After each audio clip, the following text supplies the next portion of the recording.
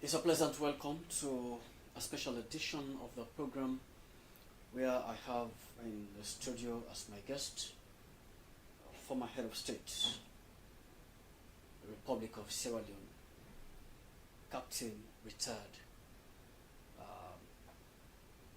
Melvin Strasser. He's here with me in the studio. Good morning, Captain. Good morning, Abdul.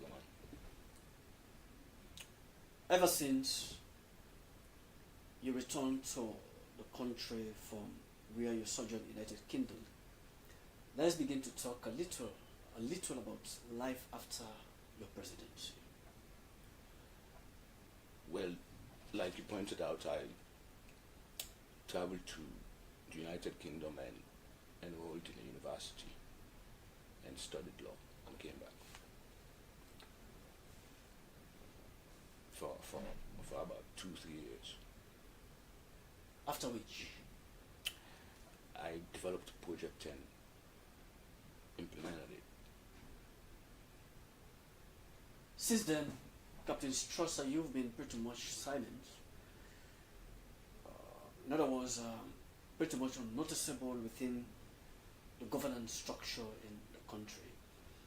You've witnessed successive two elections. 2012, I'm aware. What was that? 2012 elections, we were here. Yeah, that's true. And now the current one, 2018. Right. We've seen the first phase of election concluded with two political aspirant candidates going for the runoff. Dr. Matthew Wilson's Kamara, retired Brigadier Julius Madabiu. They will be contesting for the Tuesday, March 27 presidential runoff. Both gentlemen, I'm sure they've worked under you as former head of state. How much will you want to relate to the audience about their individual character when it comes to good governance in the state?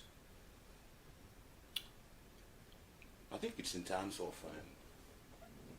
record. I mean, track record. Track record, yes. It doesn't matter to which political party they belong. Both have served in public office, but in two different capacities. Madabiu was deputy chairman at that time, but he was in uniform. It was somebody at the time who I saw as committed to the sort of work that he was doing, given, the duty that the army had to play at that time, given the security situation in and around the country. Whereas on the other one, Dr. Kamara was more or less the finance man.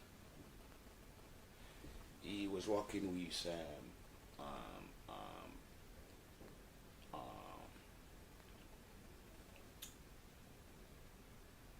Steve, I forgot Steve Soare. Steve Soare, yes, the bank governor then. And I think he was financial secretary. And he was one of the pioneers of the economic enhanced restructuring support program that had funding from the IMF. It was a program that was like a debt buyback or debt cancellation thing. We inherited a huge debt stock at the time when we took over governance. Took over the reins of governance. Yeah. So that debt stock had to go, so that the country could then become eligible, for new loans and apply for new grants. Well, he was one of the architects of the restructuring economic, program that actually, wiped out Sterling's debt, one, and then access new grants and new loans, for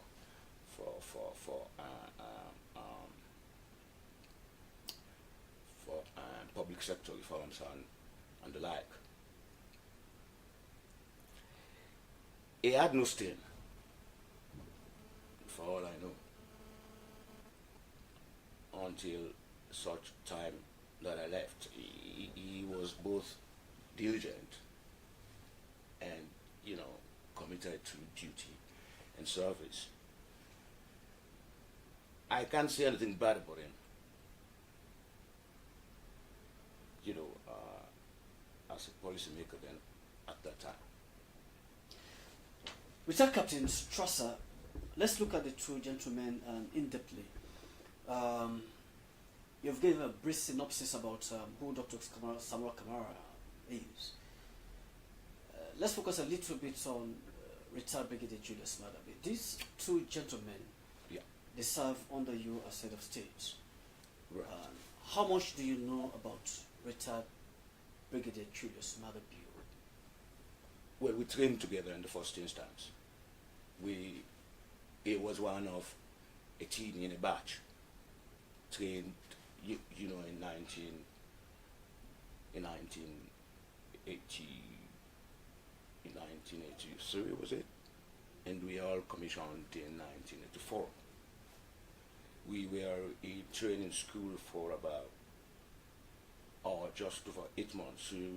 So I can't say I know him very, very, very, very well, if you know what I'm trying to say, because afterwards we all got posted out to different units.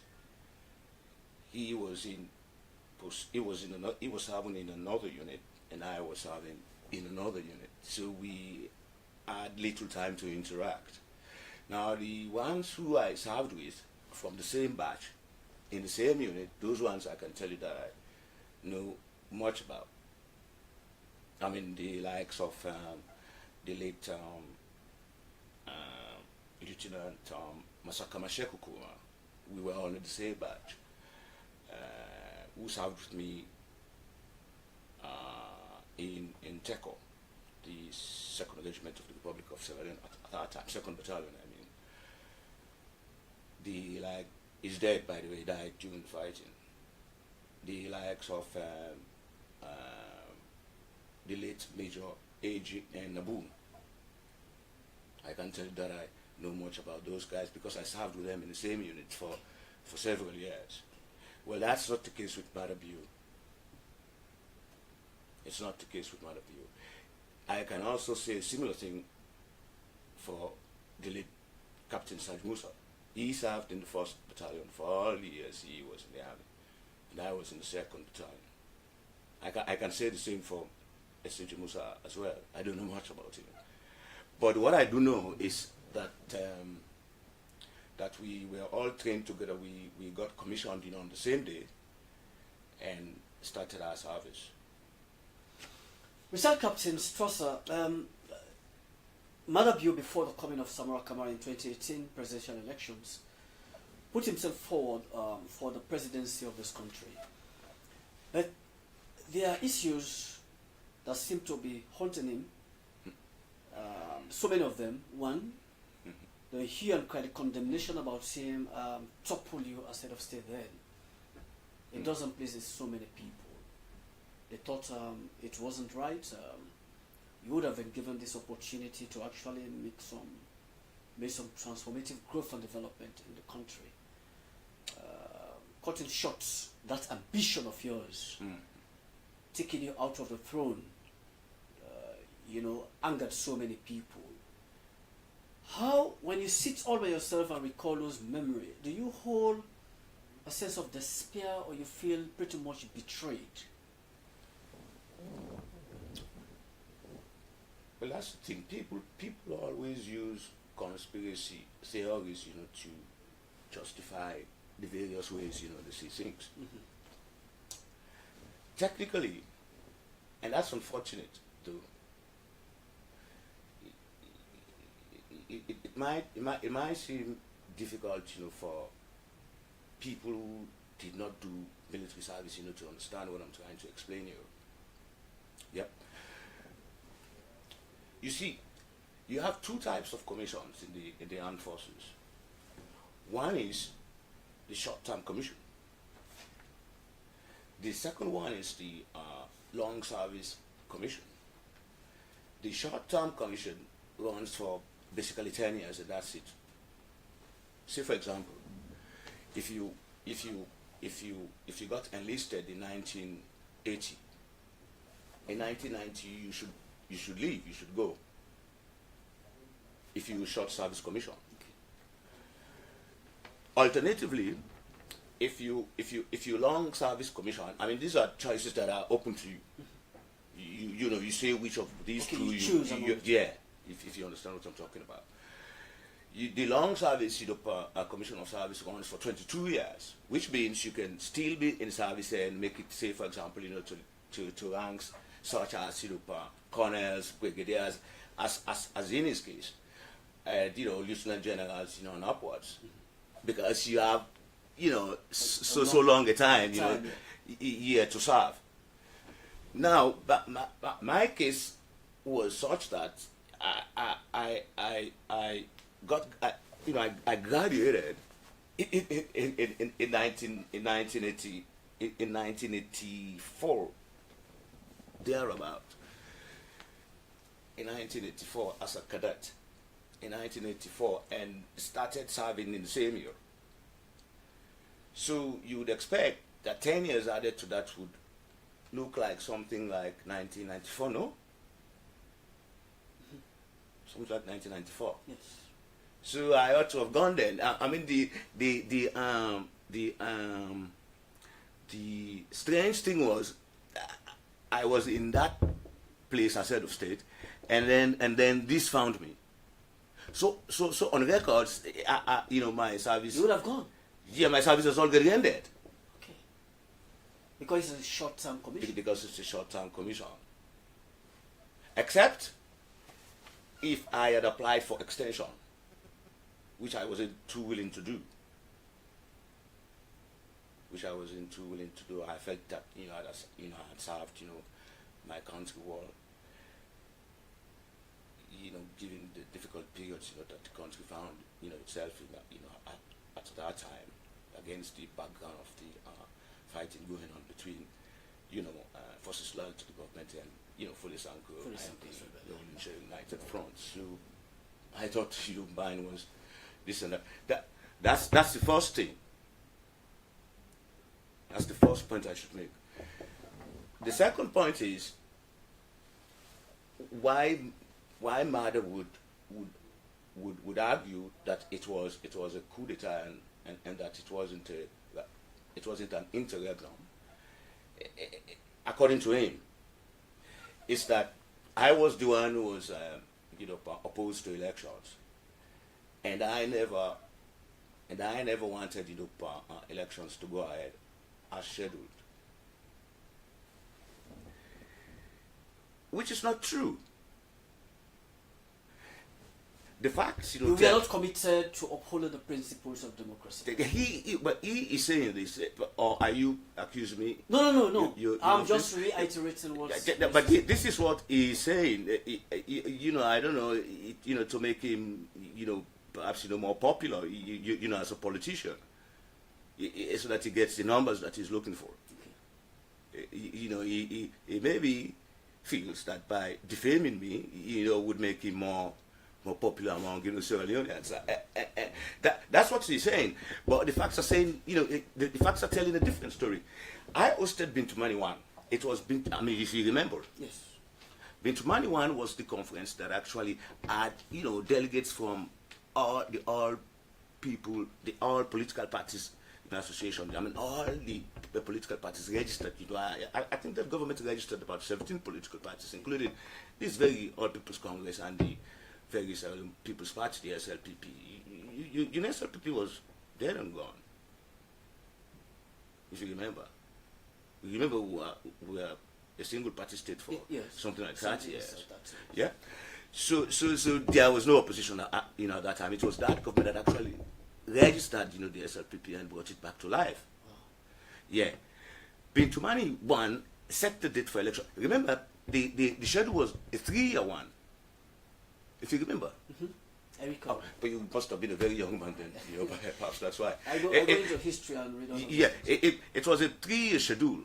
you know, for the registration of political parties, the registration of voters, you know, etc., etc. You know. Then I left, given that 10 years, that 10 years golden rule, if you understand what I'm talking about. Yeah. Then he succeeded me and became, naturally he would, yeah, because he was the deputy. He was my deputy. So I mean, even when I'm away, he would act as, you know, head of state. So he became head of state and appointed, you know, a new deputy. And then called for Bintu Mani too. I wasn't the one who hosted Bintu Mani too. I mean, those ones who know the facts would, you know, would tell you this. I was not the one who hosted Bintu Mani too. It was him, when he became head of state, who called for Bintu Mani too. At that time, you know, the groundwork had already been done, you know, where the rebels were saying that they're ready to begin peace talks. Yeah, they're willing now to talk peace. So what he did, you know, in Bintu Mani too was to insist that now that the RAF, you know, fighters are, you know, are ready to lay down their arms, that they should begin, you know, both informal and formal talks, you know, with the group before the elections. If you remember, it was in May. Okay. Captain Strasser, the indication now is that Abdul is still in governance. He contested the 2012 elections. And lost. He lost the 2012 election. Now Yeah. he's in the race for the 2018, and we're going for a runoff in the next 1 week. In fact, sorry to interrupt you. Yes, okay. Sorry to interrupt Yeah. you. What I found strange with the results so far is this. How can you say that a party, a political party, you know, has won 56.1% of the number of seats in the House of Parliament, yeah, and then put the opposition's, you know, presidential candidate in the lead in the exit polls? The numbers don't match. If you understand what I'm trying to point out. I can't understand why Julius Maada Bio should be leading Dr. Samura Kamara 43-42. I can't understand. And the cumulative percentage is 103%, not even 100%. You mean the total? The total is 103 for the first time. It should have stayed within 100%. It should have been you know confined to 100. So you see, like evidence of overvoting or what? Rigging ballot stuffing? Yeah, or ballot stuffing, would you say? The question is, Yeah. the people of this country are now given this opportunity to choose between the two presidential candidates. Yeah. Dr. Matthew Kamara and retired Brigadier Julius Maada Bio. Yeah. On the question of these two personalities who has the interests of the country at heart, in terms of having the wherewithal when it comes to real governance issue, understanding the economy of the state, the intention of moving this country forward, in your view, who do you think should have been a better choice, or a logical choice if you choose? But if you remember, it was the same Dr. Samura Kamara who accused. Remember, he served him as his finance minister. You remember? Yes. The so-called MPRC 2. True. The so-called, in fact, most people don't know the name you know that government had, you know, after I had left. It was RMPRC. He reformed the old one. I mean, he added more members to council. And the thing became the Reformed National Provisional Ruling Council. He added that junta, and Dr. Samura Kamara was his finance minister. You know, he moved him up, and relieved, you know, this man who became the presidential candidate for the National Unity Party at that time, Dr. John Karimo. Dr. John Karimo. Now the thing is, it was the same Dr. Samura Kamara who accused him of making off with 18 million United States dollars. Can you trust such a man with your taxes? Would you? It's for the people of this country to actually answer to that question. Exactly. Well, I think that's what voters should be looking at. In addition to this, In contrast, that name, Dr.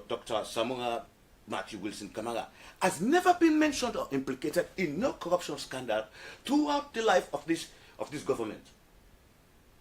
Never ever. So you see how stainless the man is? People like Musa Tarale got fired for what perhaps you and I don't know. The vice president got sacked for his involvement in some shady deal. Do we know the details? No.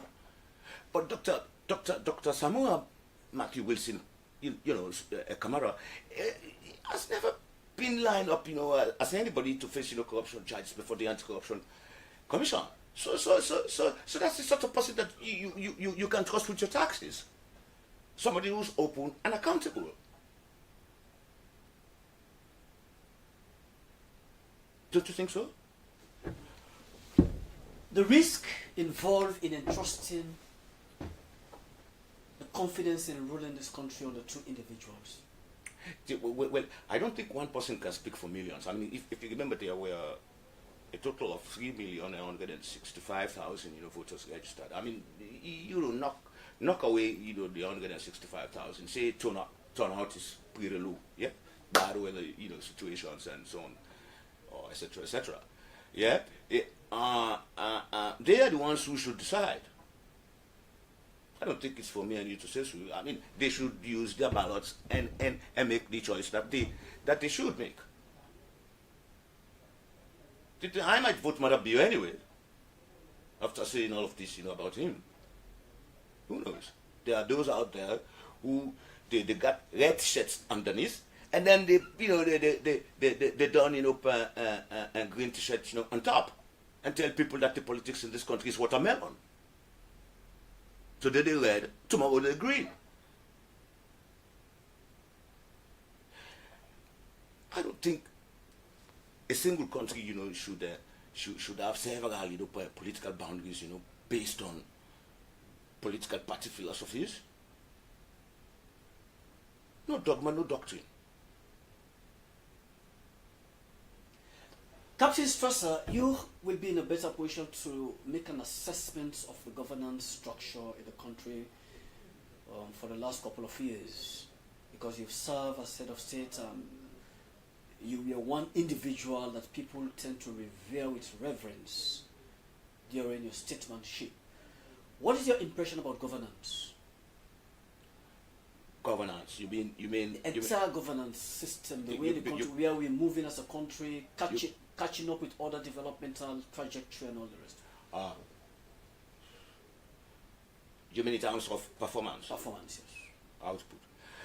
But I think people should not forget, that some progress has been made in areas such as disaster relief, one, disease control, two, infrastructure, and agriculture. I mean, people should not forget that good things came out, from, this regime.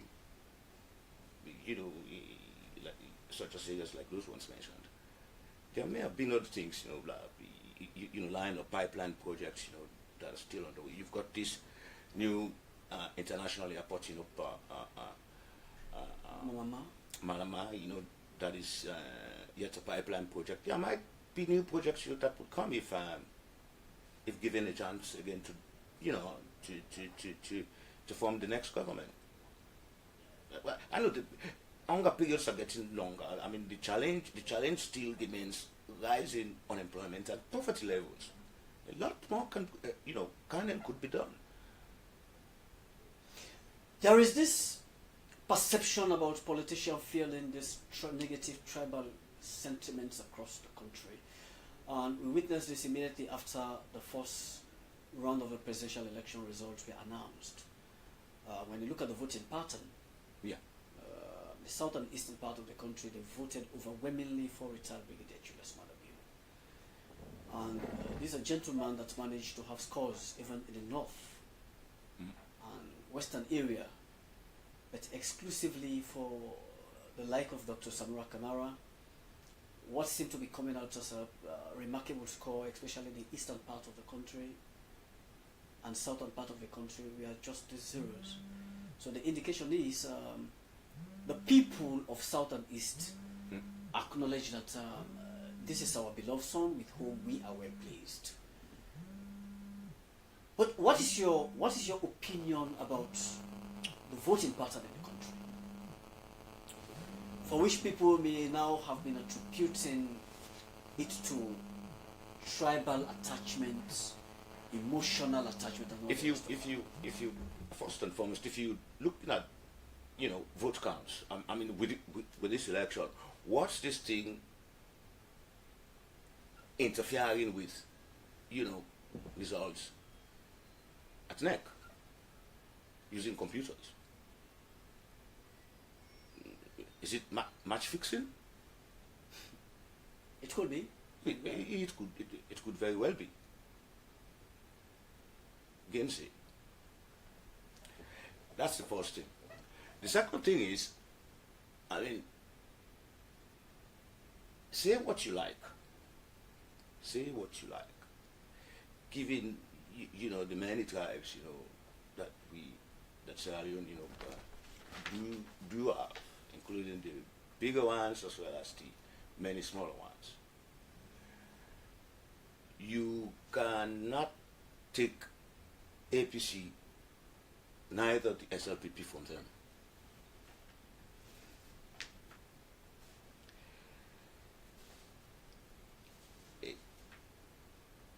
Because every parliamentary elections, these are the two parties you'll find with MPs.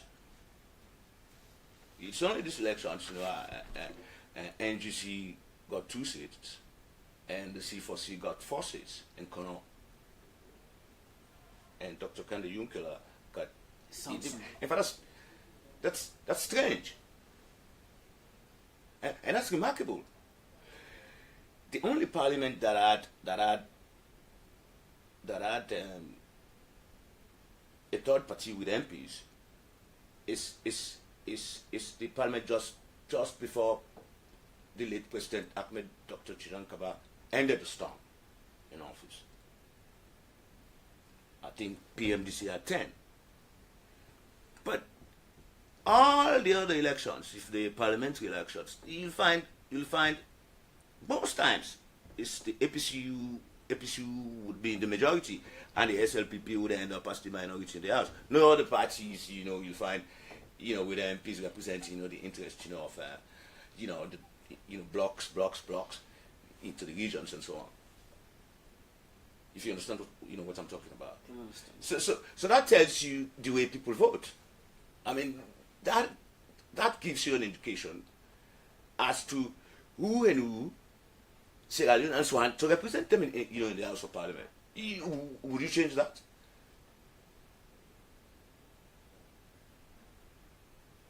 So in other words, it's not going closer to the perceived tribal connection.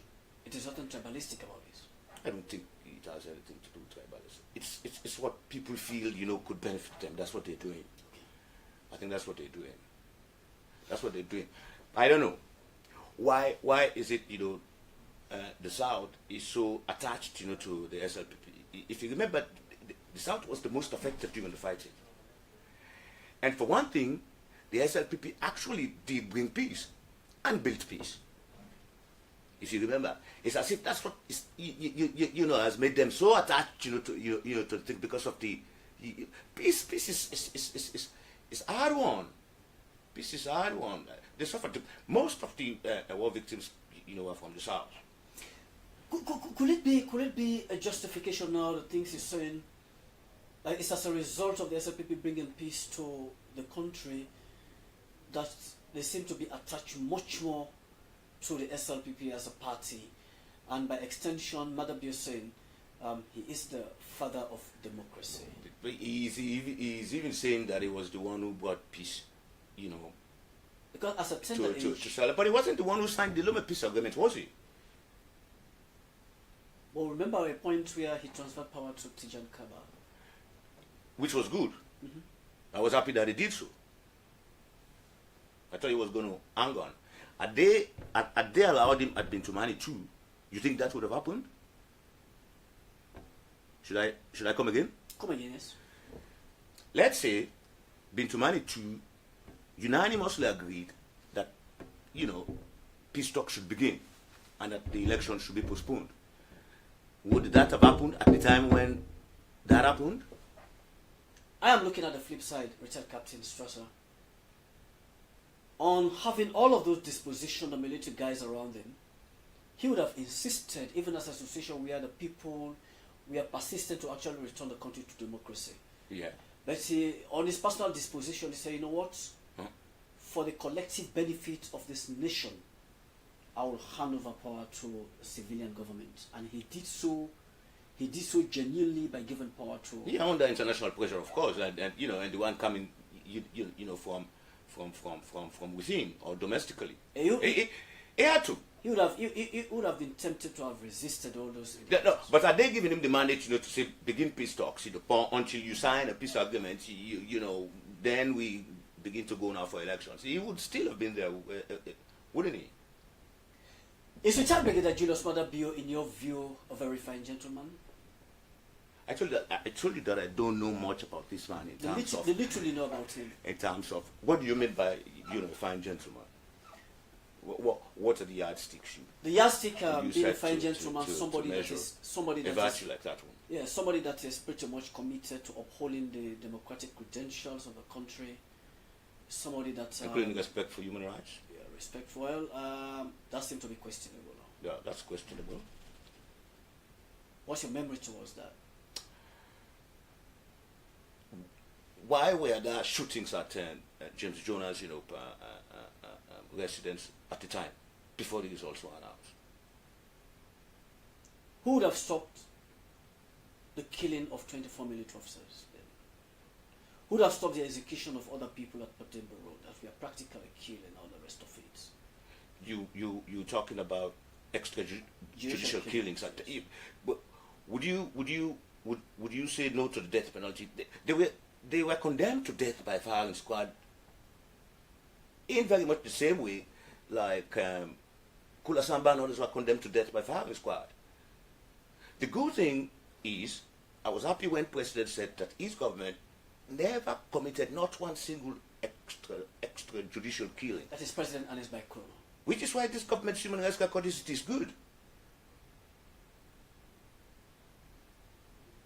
Well, compare that with the SLPP when they were the government. Do you see that as... You remember how many people got summarily executed by Nigerian soldiers, for so-called collaboration? Do you remember how many collaborators got executed? Tens of thousands. People tend to forget. The death toll stood at 10,000 innocent civilians lost their lives during that Esegragbo, January 6th, you can remember. Several people got rounded up from their homes, taken to unknown places and executed. People who did not go to Guinea, were seen as anything. And they introduced a militia, to take the role of the army. How can you do a thing like that? It's unconstitutional and it's unacceptable.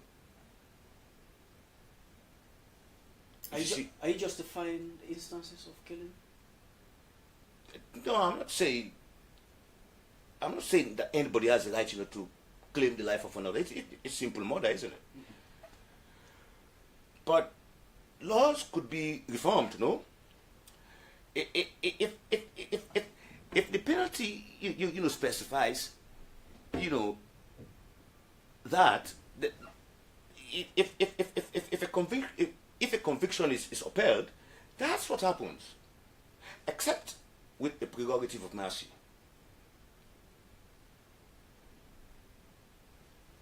As we speak, those are issues that keep haunting retired Brigadier Julius Madabio as we move into the election campaign. So many people seem to be mooting up those issues by way of having capital gain as a result of what he did then. Do you believe those are strong enough arguments that will minimize his chances of becoming a winnable candidate?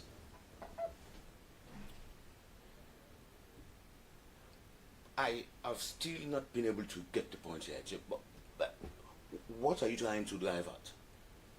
The issue of this extrajudicial killing, ever since he was a member of the NPRC, still keep haunting him. You have family members that are calling for justice to be restored.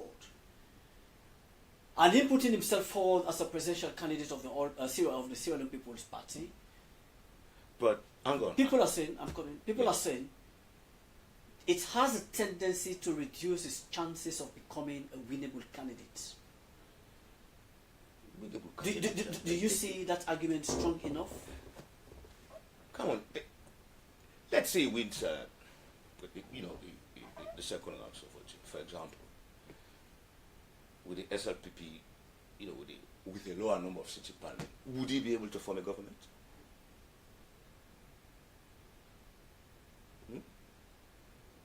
Perhaps we'll be looking for a government of inclusion. Do you think anything would work? In his view, maybe. It will serve No, but in your view? No, maybe it will serve the purpose well for him. With his party, with a lower number of seats in parliament, would he be able to sign any bill into law? It will put the test of his negotiation power to the front light. How to bargain to make your way, meander your way to get through governance. Have you ever seen that happen in any democratic country? If I've never seen an example of it, perhaps anticipatedly we would love to see one if he succeeds. A party in minority in the House of Parliament, yeah. and heading a government with MPs, with party MPs, minority in Parliament, and the opposition with majority seats. Would anything work? Maybe in his view it will work for him. Or in his view? Yeah, in his view. For him, maybe in his view. But do you think that's the way Sierra Leoneans would do things? Well, again, we go to the question of what went wrong. Where the majority seat won by the APC within the capital city does not reflect the percentage for the presidency. That's strange, isn't it? It is. But somebody somewhere ought to have been taking the blame. So you're saying literally that a lot more vigilance has to be put into checking some of these malpractices into the second house.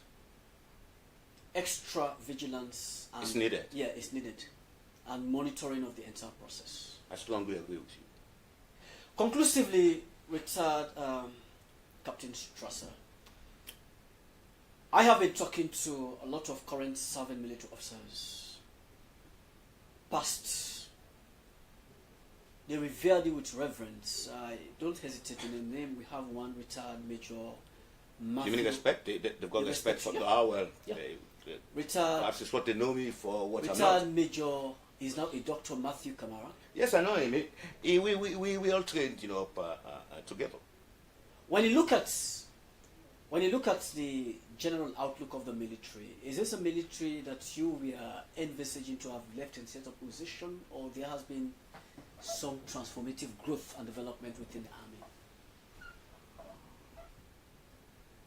But remember, after the late President Ahmed Dr. Kamara got reinstated, he was the commander-in-chief. Mm-hmm. Then the Republic of Sierra Leone Armed Forces Act 2000 was passed.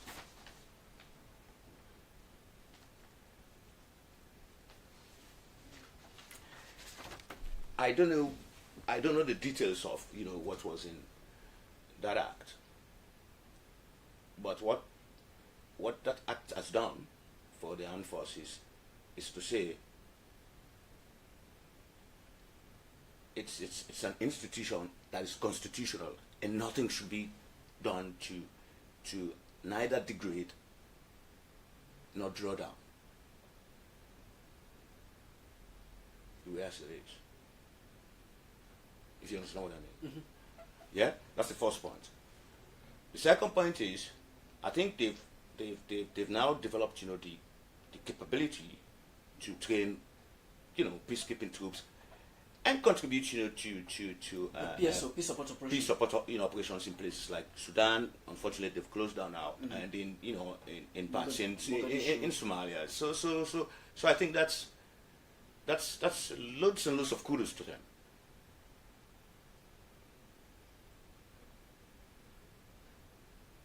On the army to be seen apolitical. Apolitical. Yeah. That's your wish. That's my dream. I am not sure I intended to put you on the spotlight, retired Captain Strasser. If we are to go to the polls tomorrow the 27th, I'm not saying tomorrow the 27th, I'm only making an example. If we are to go to the polls tomorrow morning, yeah, don't tell me who you're going to vote for. Still, the people of this country sees you as somebody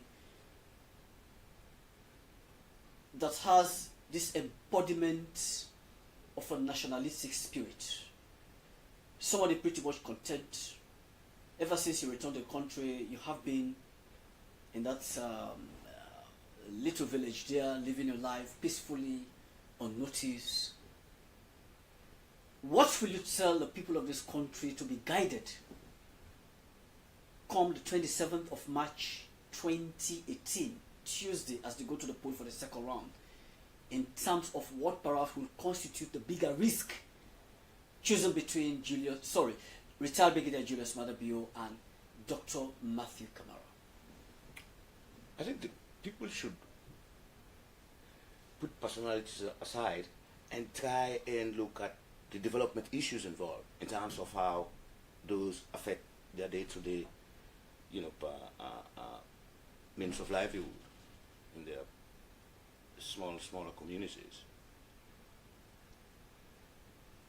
Which of these two stands better to deliver in the short and into the medium term should be a more preferred choice. And in your view, who will that be? I'd rather support a candidate whose party is majority in the House. So in this case, the APC. That's right. How is your business thriving, your computer outfit? How is it doing? Sponsors are most of these politicians who see the community development, type of people. Okay. The elections, everybody's focused around elections these days, so things are slowing down. When we have concluded this election business, are you looking forward to any potential assistance to drive the growth and development of that vicinity? Yeah, of course, yeah. On this note, I want to thank you so much, retired Captain Valentine Strasser, for making your way to our studios, talking to us here. Thank you very much. Thank you so much. And this is how I bring out the curtain in this extra program, with my guest being the former head of state, retired Captain Melvin Strasser. I have been the presenter of the program. My name is Abdul Rahman.